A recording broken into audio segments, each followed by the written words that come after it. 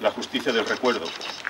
Y esperemos que sin tardarse mucho también la reparación para aquellos que dieron su vida por defender un régimen de libertad, de democracia, de constitución, por defender sus ideales. Esta tarde recordamos a casi 4.000 granadinos que fueron fusilados por los golpistas, por los franquistas, por los fascistas, aquí atrás, en esta tapia de cemento. Unos traslados en los tristemente célebres caminos de la muerte que ha documentado muchos trabajos y que yo he utilizado alguno de Paco Vigueras, desde la prisión provincial o desde la Plaza de Toros, convertidos en auténticos campos de exterminio durante la Guerra Civil. Otros directamente arrancados de sus casas y paseados por las escuadras negras. Todos acabaron acribillados en esta tarde. Sus cuerpos abandonados durante horas hasta que eran recogidos por los enterradores y arrojados a las fosas comunes del patio de San José. Por supuesto, los familiares no podían depositar unas flores, ni tan siquiera llorarlos, ni tan siquiera hacer el duelo, porque un puesto de la Guardia Civil un poco más abajo, instalado en el camino para llegar aquí, les impedía el paso. Los fusilados en esta tapia fueron enterrados en fosas comunes y sin identificación alguna. No solo había que acabar con su vida, también con su memoria. Desde hace años este paredón, donde algunos valientes desvelaron las huellas que el terror franquista dejaba en esta tapia herida, iniciales, motivos, cruciformes, grafitos clandestinos, que realizaban familiares o amigos de las víctimas en claro desafío a la prohibición de la dictadura y con riesgo de su libertad. Si os acerquéis a la tapia, comprobaréis, en algunos lugares, ya cada vez en menos, aquellas iniciales que pretendían honrar a la víctima sin delatar al familiar, autor de ese grafito, para evitar represalias. Alguien dibujaba una cruz en señal de homenaje. Y es que entre las víctimas de aquella barbarie también había creyentes. Otro autor anónimo dejaba una hoy un martillo como símbolo de la unidad entre campesinos y obreros. Recordemos que en esta tapia no solo fueron ejecutados socialistas, comunistas y anarquistas. Bastaba con ser un simpatizante republicano, que no nos olvidemos era el régimen constitucional de este país. No había que tener filiación política para ser fusilado, por muy creyente que uno fuera. Les subían en los siniestros camiones de la muerte por la costa de Gómez hasta esta tapia donde perpetraban la masacre. Desde los primeros días esta zona fue declarada de acceso prohibido. Las descargas de fusilerías propagaban su estruendo por toda la ciudad y era muy difícil no escucharla en el silencio de noches como la pasada, con las ventanas abiertas, con los balcones abiertos de par en par por el calor. Muchos granadinos se tapaban los oídos y cerraban esas puertas y ventanas a cal y canto para no escuchar los disparos, para no escuchar cómo se desplomaban los cuerpos ni la agonía de los moribundos. Los vecinos próximos al cementerio se mudaban a casa de sus familiares.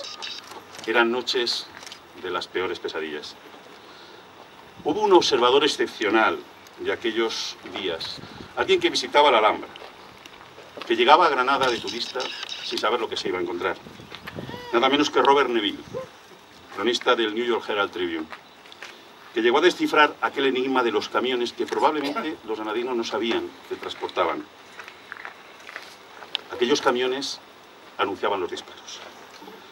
Días después de su visita, Neville publicó en el diario neoyorquino un testimonio absolutamente estremecedor de la terrible experiencia. Decía así: hoy 4 de nosotros jugábamos al bridge en la habitación del hotel cuando pasaban 2 camiones. Desde abajo había parecido que todos los hombres en aquellos enormes camiones eran soldados. Pero hoy los vimos desde arriba y observamos que en el centro de cada camión había un grupo de paisanos. Hoy los camiones subieron con aquellos paisanos. En 5 minutos escuchamos los disparos. A los 5 minutos bajaron los camiones y dentro ya no había paisanos. Aquellos soldados eran el pelotón y aquellos paisanos las víctimas. Entre esos fusilados en esta tapia estaban los llamados intelectuales rojos, los más odiados por los franquistas, acusados de haber corrompido a las masas predicando las doctrinas del marxismo y la democracia. Catedráticos, abogados, maestros, médicos, casi toda la corporación municipal, la flor y nata de la política granadina. Hombres notables como el alcalde Manuel Fernández Montesinos, el pediatra Rafael García Duarte, el ingeniero José de Santa Cruz o el periodista Constantino Ruiz Carneros, director del Defensor de Granada. Me van a permitir que lea el fragmento de una carta de la hija de una víctima que no fue fusilada aquí, sino en Guadix. Pero me parece que expresa plenamente lo que probablemente muchas y muchos de ustedes habrán sentido. Magdalena Ortiz se dirigía así a su padre.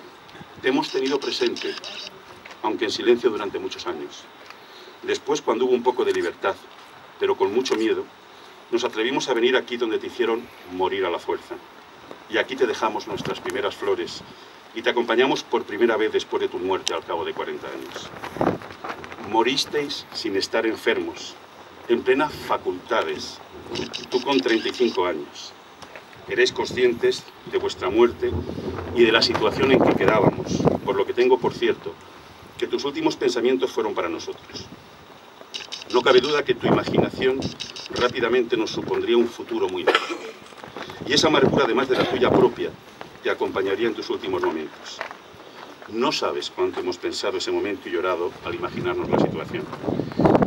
Por eso, continúa Magdalena, cuando vengo aquí, siento que contesto a tus preguntas en el mismo lugar en el que tú te las hiciste, en los últimos momentos de tu vida. Y eso me tranquiliza un poco. Fue para nosotros una vida llena de obstáculos, complejos infantiles, silencios interminables, porque hablar era muy comprometido y muy peligroso. No éramos los hijos ni las hijas de mártires idealistas, que lo fuimos, sino que nos asignaron ser los hijos e hijas de rojos malvados y antipatriotas. Que esta tierra que os ha acogido, hasta llegar al momento que tanto se ha deseado, sea sagrada y eternamente reconocida como lugar de descanso, en paz de lo que entregaron su vida sin esperanza de nada. Eso pedimos y eso deseamos para siempre. Esa es la carta, decía, de Magdalena Ordóñez, que 78 años después del inicio de aquella barbarie todavía haya quien desde la presidencia de una institución democrática como la Diputación de Granada diga hoy que la ley de memoria democrática que prepara la Junta de Andalucía nace desde el odio, el rencor y el resentimiento y busca heridas del pasado, nos dice lo necesario que sigue siendo el trabajo por recuperar la memoria que quisieron silenciar, porque a pesar de todos los avances aún queda mucho por hacer y cada vez menos tiempo para contar con testimonios de primera mano. Primero fue luchar por poder colocar un ramo de flores aquí, sin riesgo a que ese ramo conllevara a la cárcel. Después conseguir que las modestas placas conmemorativas que aquí se colocaban se mantuvieran solo algunos días. Más tarde que este lugar fuera declarado lugar de memoria. Y ahora que se cumpla la sentencia que obliga al recalcitrante Ayuntamiento de Granada a retirar el monumento en memoria de uno de los principales instigadores de aquel golpe de Estado y la instalación en este mismo lugar del memorial con los nombres de los asesinados por la barbarie y la sinrazón.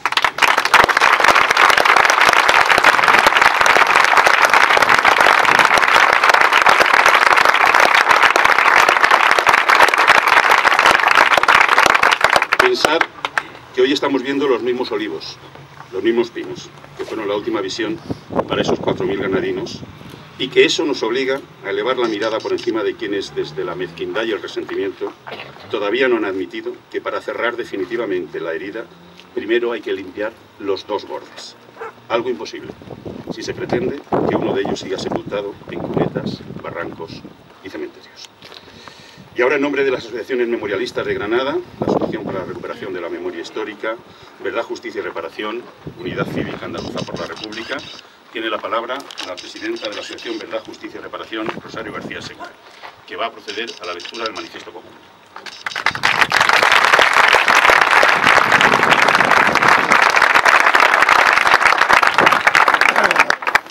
Buenas tardes.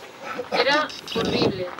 En cada camión había 20 o 30 hombres y mujeres amontonados unos sobre otros, atados como cerdos para el mercado.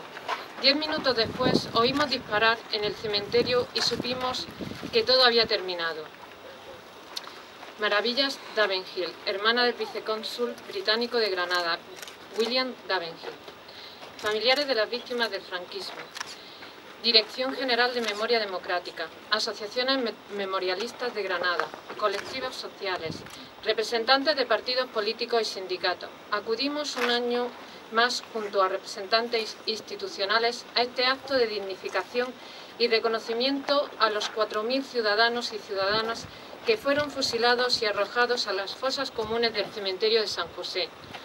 Hoy, 18 de julio de 2014, este recinto ya es lugar de memoria democrática gracias a la iniciativa de la Junta de Andalucía, que ha querido así dignificar en Las Tapias y en el cementerio de Granada, que se escribió una de las páginas más dramáticas de nuestra historia, que es necesario rememorar para no olvidar. Pronto veremos aquí erigirse un memorial. Reconocimiento, dignificación, verdad, justicia y reparación. Es lo que venimos reclamando desde décadas historiadores, estudiosos, intelectuales y colectivos memorialísticos como señal inequívoca de normalidad democrática. Porque en este entorno y en Las Tapias perdieron la vida violentamente los legítimos representantes de la Segunda República Española.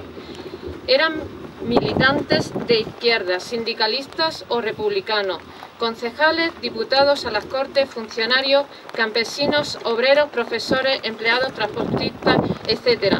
Ciudadanos con derechos, gente normal, que fueron condenados a la última pena, sin juicio justo, por ser contrario a la rebelión militar de corte fascista que desencadenó la guerra civil en aquel 18 de julio de 1936. Durante décadas, la dictadura franquista ha querido ignorar esa naturaleza social de la represión y, consecuentemente, la simbología de este paraje. Se ha pretendido borrar cualquier vestigio del terror institucionalizado que aquí se desencadenó para liquidar la experiencia republicana y democrática de la Segunda República Española de 1931 a 1936. En la historiografía oficial nada se recogió de los fusilamientos y la fosa en los patios de San José y Santiago, mientras se erigía un patio para los caídos por Dios y por la patria.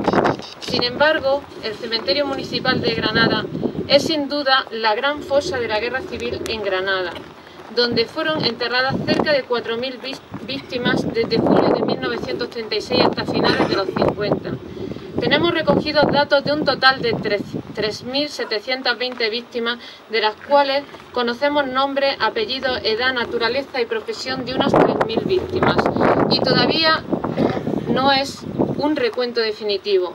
Más de 600 personas fueron enterradas sin filiación alguna, porque tanto en los libros de defunciones del registro civil o en otras fuentes se anotó persona desconocida o relación de personas desconocidas. Más de 2.400 víctimas conocidas, 632 víctimas desconocidas fueron enterradas durante la Guerra Civil en las fosas de los patios del ensanche de San José y el patio de Santiago. Además, conocemos al menos referencias de otros 405 fallecidos con origen prisión. Los fusilados y traídos muertos a consecuencia de heridas de arma de fuego reposaron en fosas comunes durante décadas. En los años 50 y 60 sus restos óseos fueron apilados, fueron incinerados sin autorización alguna. Sí, todo hace indicar que se sacaron restos de fusilados de la fosa o se erigieron sobre la misma la ampliación del cementerio. Los republicanos granadinos reposarían en un lecho fúnebre injusto en las losas de hormigón de las renovadas calles del ensanche de los patios de San José y Santiago. Además, se destruyeron o se han hecho desaparecer los libros de enterramiento del ayuntamiento. ¿Por qué no existen en el Archivo Municipal de Granada ni en la empresa que gestiona el cementerio aquellos fondos documentales, ni son accesibles a la consulta al investigador aquellos expedientes? ¿Hasta cuándo se permitirá ese ocultamiento? Todo para ocultar el genocidio cometido por las autoridades civiles militares del primer franquismo.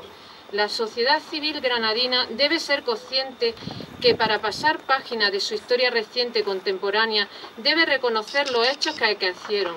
Las circunstancias y el devenir de esa página negra no es suficientemente reconocida y dignificada. Página negra que son esos miles de nombres que reclaman sus nombres con noble, leal y justo reconocimiento de su existencia. Mientras tanto, el luto queda suspendido y la injusticia permanece en el olvido y el silencio cómplice de una sociedad y autoridad civil que, como la del franquismo, quiso y quiere mirar hacia otro lado.